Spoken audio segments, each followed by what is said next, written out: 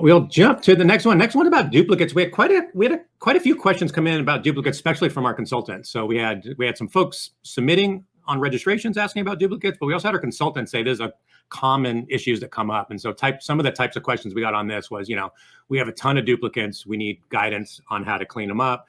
Someone else said, I don't see any duplicates, but I'm sure there's duplicates in there, right? And so kind of give us a little background on that, Ryan, about, how do you handle dupes? How do you avoid dupes? How do you handle them when you have them? It's kind of a big topic. Yeah, and apologies, my dogs were just barking at me, and I let them in. So luckily, we didn't hear a thing. So the background noise cancellation is working well. Good.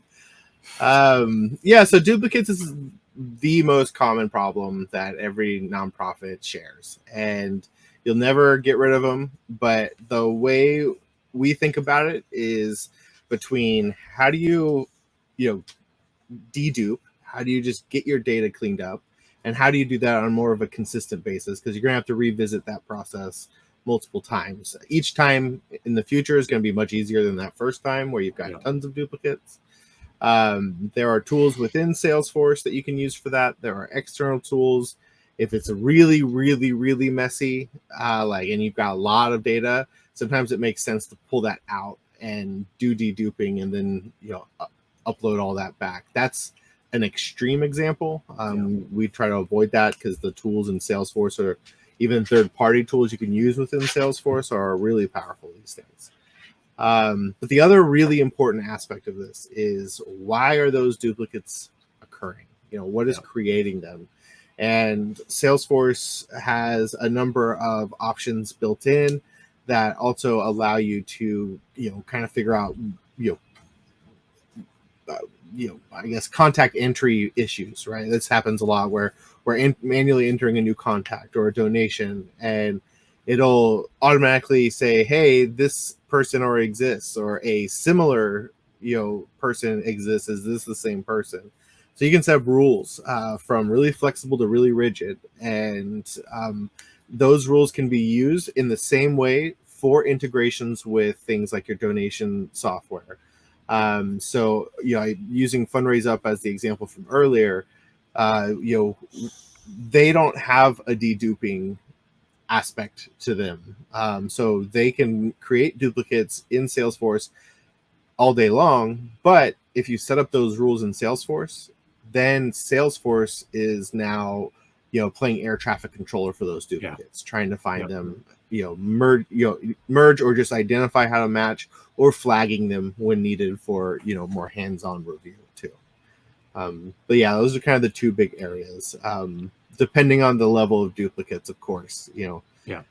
Some third-party tools we've used in the past include like Apsona.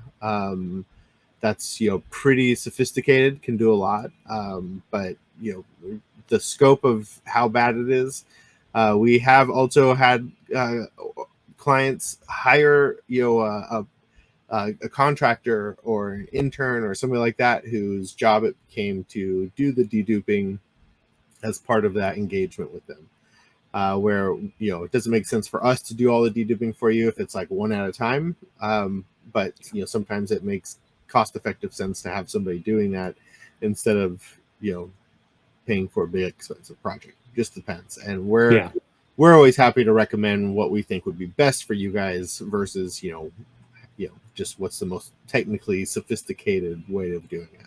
Yeah, and I know something that's usually a bit of a bummer for most nonprofits when I talk to them about dupes is there is a human element to deduping. There's no software tool out there that's going to automatically dedupe all your dupes, because there's usually human decisions that have to be made on, is this the same person or not? And it's kind of hard for software sometimes to tell. And so even if you have software that's really good at deduping, there's still going to be cases where you have to make that call. Like, I think this is the same person, or I think it's not the same person. And the last thing I'd add is back to Kelly's question about policies and procedures. I think this is a good thing to be thinking about, is how do you, setting up some policies to not create more dupes. Like if someone's going to add someone to the donor database, make sure they search for that person before adding them, right? Mhm. So something as simple as that, Yeah. just making that a standard practice can really help you lessen those, especially if you have a lot of people in the system entering data. You can get some issues there. So, Yeah. excellent.